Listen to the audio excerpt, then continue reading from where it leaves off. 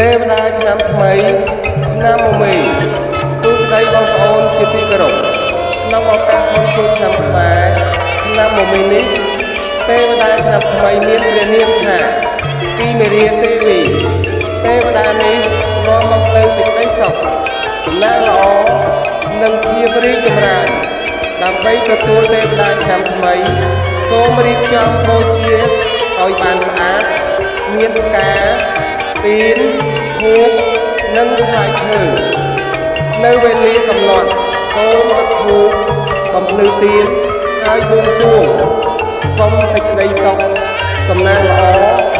និងជោគជ័យសូមឲ្យឆ្នាំថ្មីនេះនាំមកនូវសុភមង្គលនិងសុខសាន្តដល់បងប្អូនទាំងអស់គ្នាសួស្តីឆ្នាំថ្មី